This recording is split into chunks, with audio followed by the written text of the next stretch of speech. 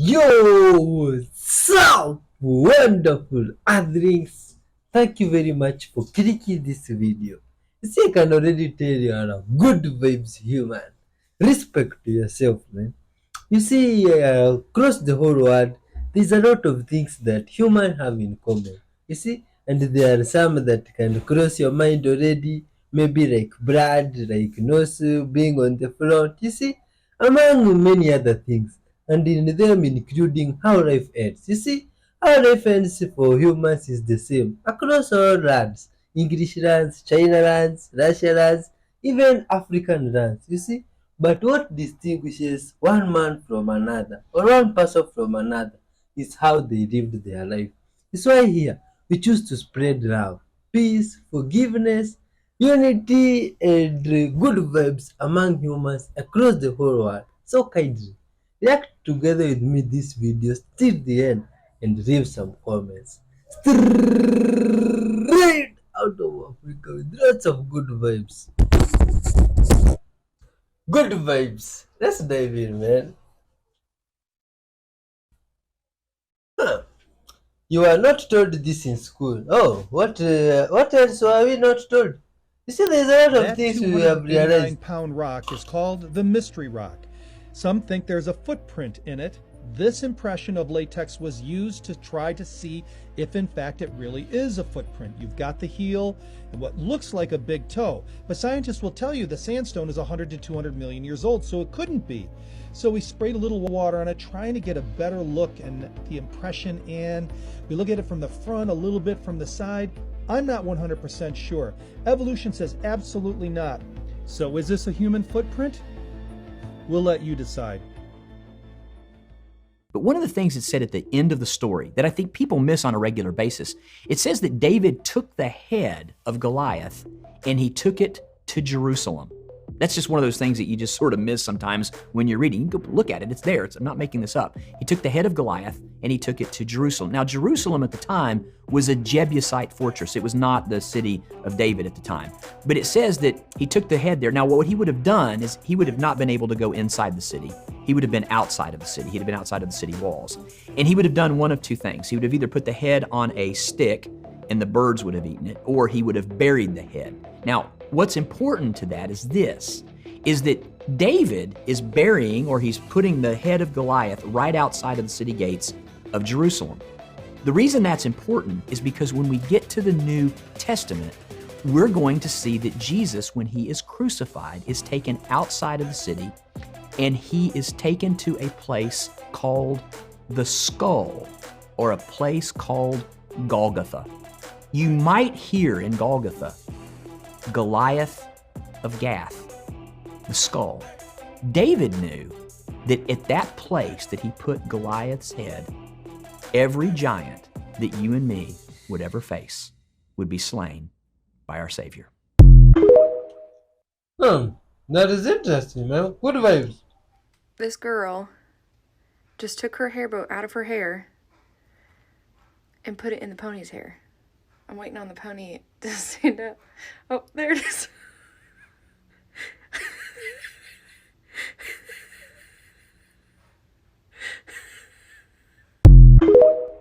No, good vibes, man.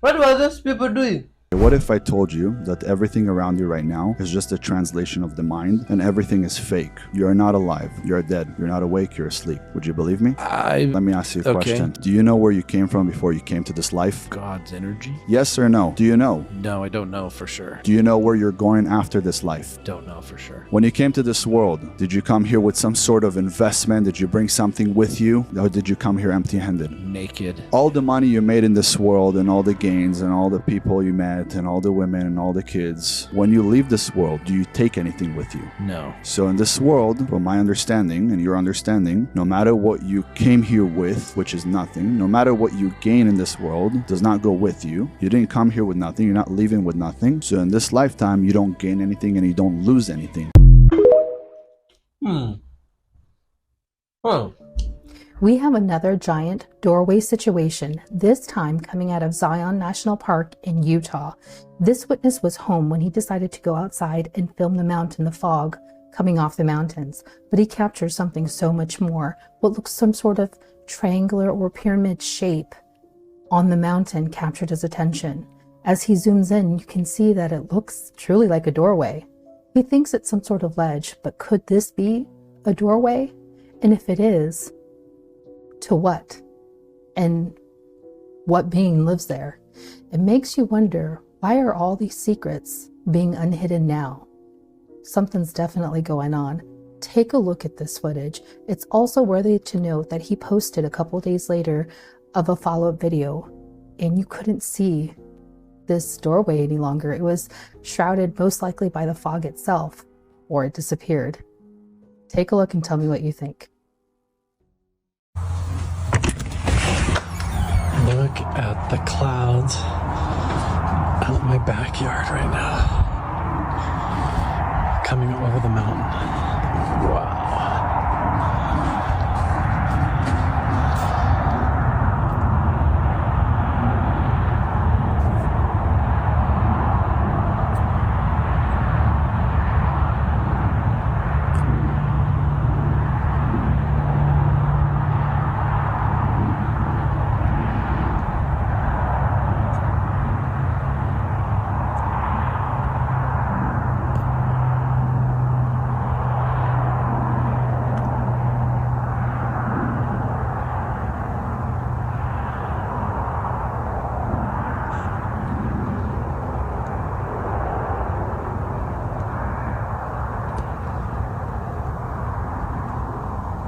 What is that giant black thing there? What is that?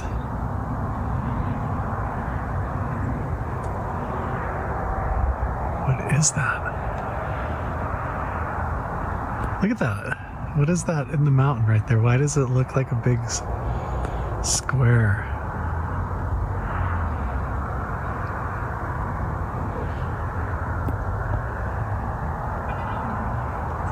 What is that on the side of the mountain right there?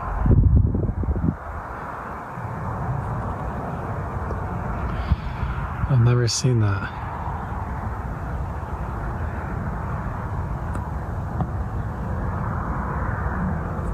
It's like a giant black triangle sticking out of the side of the mountain.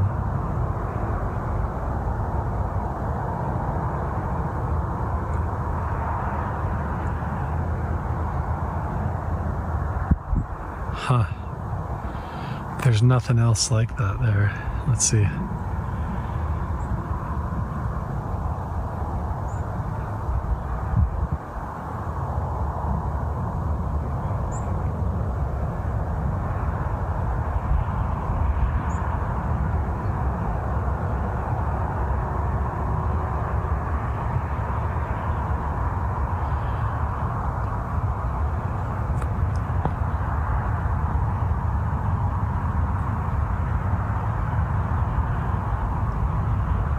Crazy. Okay, I was able to get a scope on my phone, so I'm going to try to zoom in.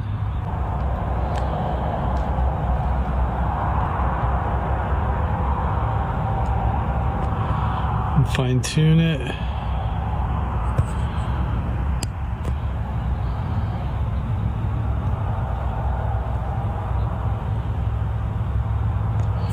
See if I can rest my arm on something here.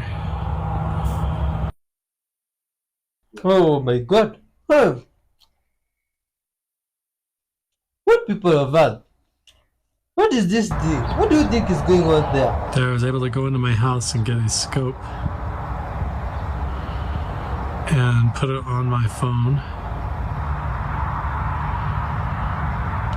That's clearly like a ledge or a shelf, like an opening. Let me see if I can balance my arm here to get more stable.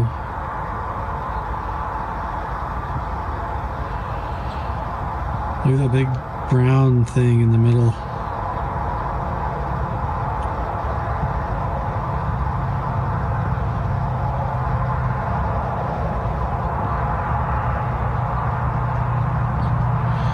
that looks like a ledge. That's pretty cool looking. Look at the clouds and everything up here.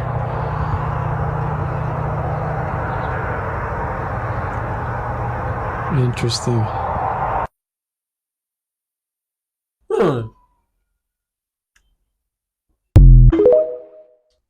What was that thing? Is it some For those of you ghost? familiar with this is an ancient symbol called Solomon's Key, or the Lesser Key of Solomon. Interestingly enough, it has this exact geometric angle. And when you overlay that ancient symbol with Wardenclyffe Tower, it fits like a glove. So I don't know if this is a coincidence, but it certainly seems as though this could have been a model for Tesla. Victor Schauberger's work. He was a master of what he calls implosion geometry or implosion physics. And he knew that there were two types of energy, an outward masculine explosive energy and an inward feminine implosive energy that created health benefits and was helpful to build up and energize. And that's what he used for his free energy devices that he developed. This is an example of the Vortex home power generator that he put together. It's reputed to have achieved 10 times over unity, which means, of course, that it puts out 10 times more energy than you have to put into it. And sure enough, when you take the hood off of the device that Victor's holding in his hands on the left, and you look at the imploder, it has this very same geometry in it. Here's some examples of some technology that came from Schauberger's work. We looked at the trout on the right side earlier, and you can see that his drawings, he knew this geometry and he used it in his drawings. In the bottom right-hand corner, this is an example of some devices that he made to speed up the flow of water in pipes. And then in the center, we see a device called a repulse sign. And I'm not sure this was ever built, but the geometry is in that drawing as well. And on the left, we have pictures of the Heinkel, which is the first jet aircraft that was ever produced. And a lot of the designs were stolen from Schauberger. And sure enough, we find this geometry in the wings in Russia around 1980. And it talks about the use of the golden ratio and its impact on free energy development. So what Anatoly Akimov and his team found was that, and this is translated from Russian, so I've tried to retranslate it into better English, but the plane geometry of the physical vacuum or the ether is distorted or changed by means of macro bodies or objects of certain sizes and shapes. And thus, torsion fields of considerable strength can be created purely through form.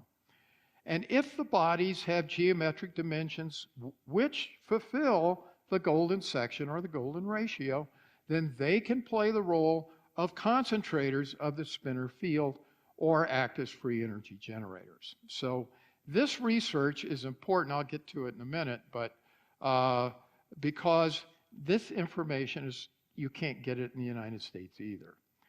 John Keely's work, any of you familiar with Keely's work from the 19th century? Okay.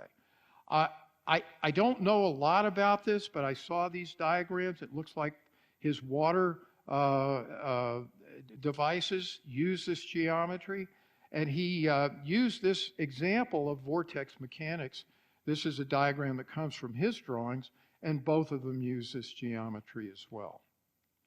So what happened to all of these technologies that use this geometric angle?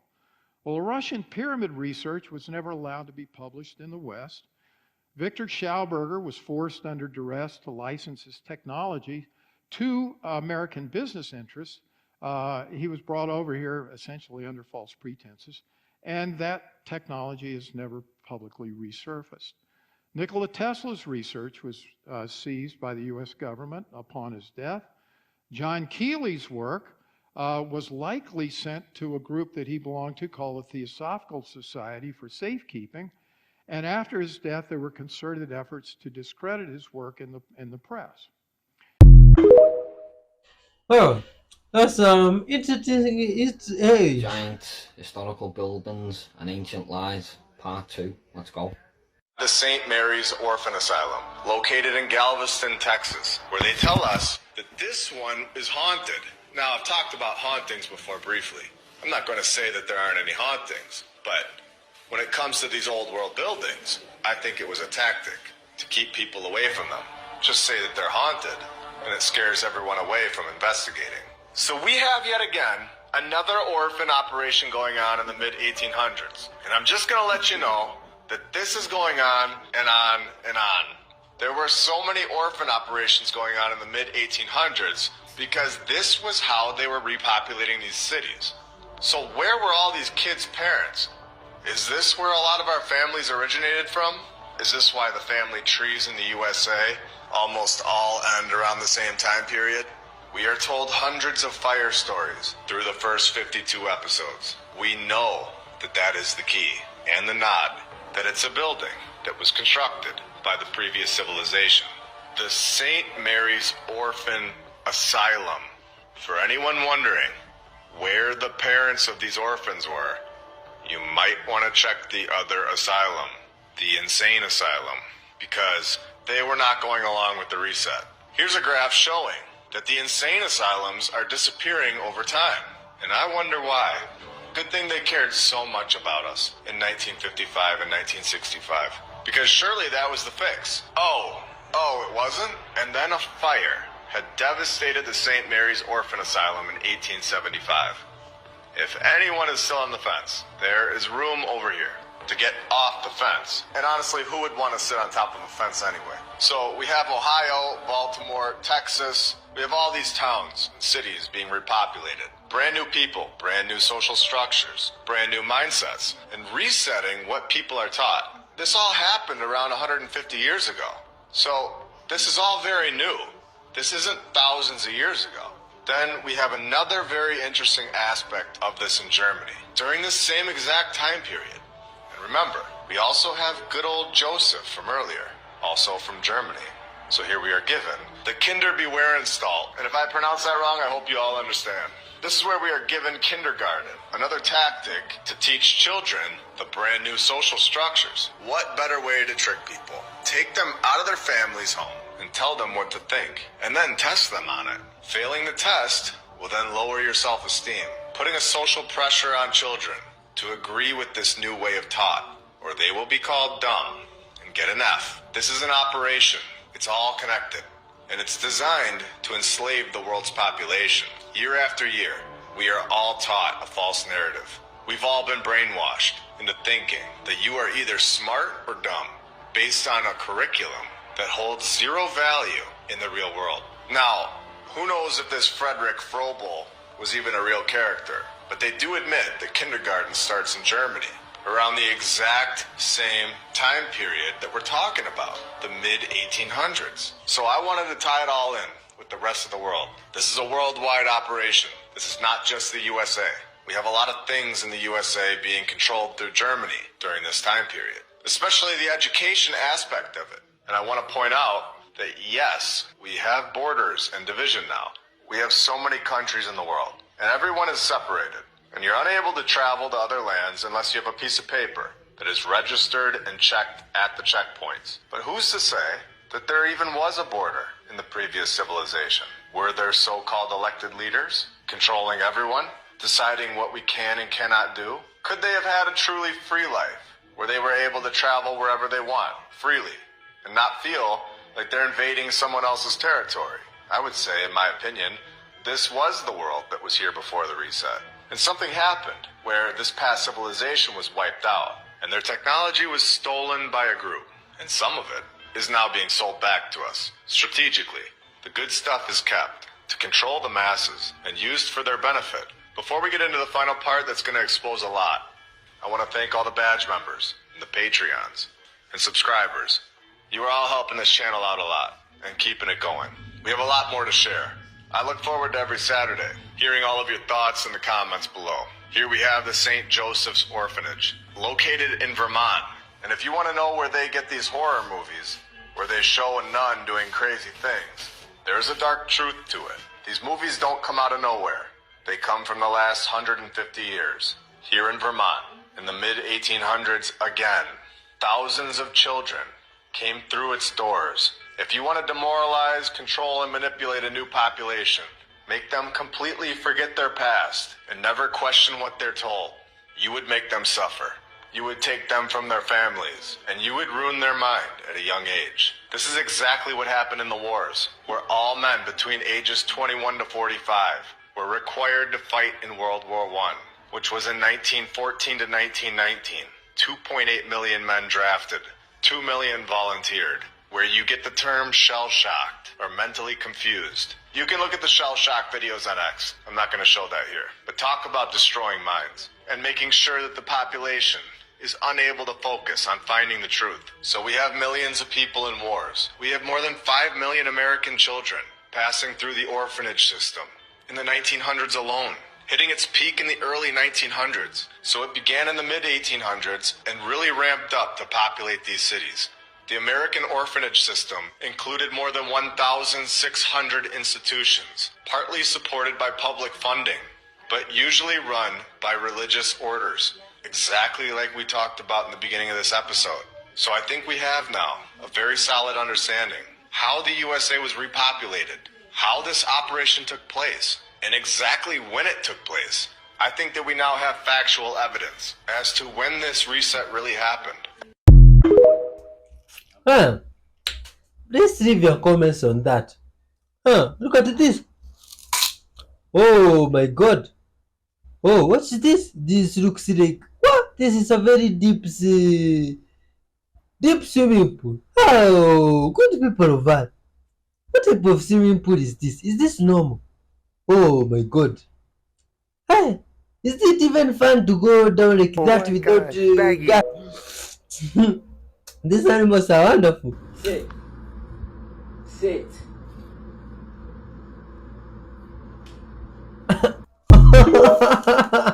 Have you guys ever seen this video of NASA exposing where the International Space Station is? Check this out. And all of that happened in a little town called York, Maine, across the United States from where we're talking to you right now. Next giant leap will also start right here in Houston, orbiting aboard the International Space Station. Right here in Houston. This Houston? Yeah, that's right. Johnson Space Center. Go down to Building 9, go to Street View, and go inside, and you'll see a mock-up of the International Space Station. But it's perfectly accurate down to every wire, and we're going to explore these rooms together. And I was walking through these rooms, and I started to notice that, hey, I've seen this before on the live feeds, and I noticed something out of my peripherals, and I said, wait a minute, wait, what? I've seen that before! Ah, there it is! I knew I'd seen that before, and whoa, a lot of magical things happen right here. So I wanted to see if there was some validity to this. So I went on Google Earth and I typed in Johnson Space Center, right? And then I went to go look for Building 9. This is where they're keeping it. And you got to put it in the street view, all right? And then look at this, you guys. Look at that. Look at the camera. Does this look familiar? Does this look familiar, y'all? Oh my goodness. Look at that, y'all. This is literally our childhood. Look at this. I went through it. Look at that, y'all. Look at the models, right? The dummies. Look at that, y'all.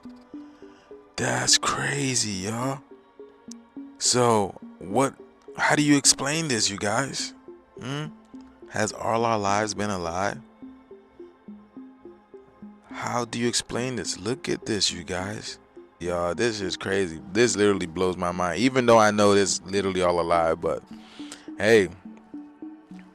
But check this out, y'all. This is our childhood. You know, Bill Nye the Science Guy, all liars. Neil, what's it called? Neil deGrasse Tyson. That's crazy. Liars. Gatekeepers, you guys. Wow, that's crazy. I guess this is why they say, Houston, we have a problem. You can't make this shit up because they've been in Houston the whole time. Boy, that shit crazy, y'all. What is real anymore? What is real anymore, y'all? You see what I'm saying? That's why you gotta do you. You really gotta do you. Vibrate high on that frequency and do you, because just like Shakespeare said, the world is a stage and it's made to deceive you. It's made you to keep you from doing you. But let me know what you guys think about this video. This video is strictly for entertainment purposes only. I am only raising awareness to interesting situations during this interesting times. Like, comment, and share for more videos like this. Thank you for tuning to my frequency.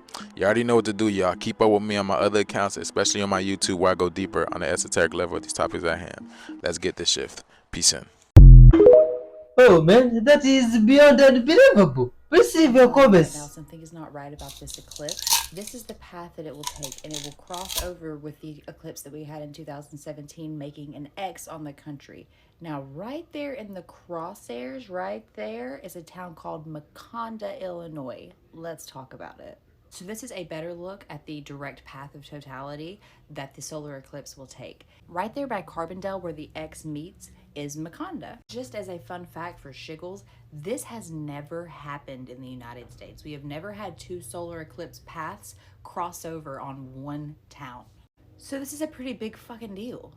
Maconda really isn't that big of a deal. It has a population of like 500 people, and it's known as a hippie town in Illinois. Now, what I did find interesting is that there is a giant city-state park inside of Maconda. Are we waking up giants? Now, Maconda translated to South African, it means little ones. Are we the little ones and they're the big ones coming when the eclipse happens? Now, maybe I'm wilding out. Maybe I'm tripping. Maybe there's nothing to this. But if I am just wilding out and there is nothing to this, why have they already predicted a historical chance of cloud coverage on the day of the solar eclipse? Since when do they predict cloud coverage 2 months in advance? That shit's suspicious. The fact that this hasn't ever happened before is suspicious. The fact that there is a giant city-state park right outside Sewanee National Forest, which is known for Bigfoot sightings, is suspicious. So are the clouds a attempt to hide the eclipse from us so that we don't see what happens in the shadows? Because let me remind you, this total solar eclipse will last for 4 minutes and 30 seconds. Oh, English people, it's like, do you have your Wakanda called Makanda? Bro, that's true.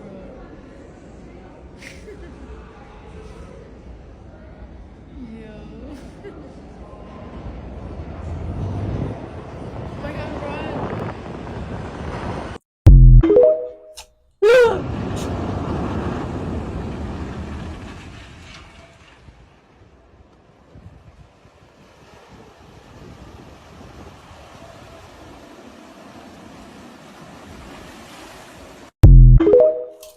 Oh.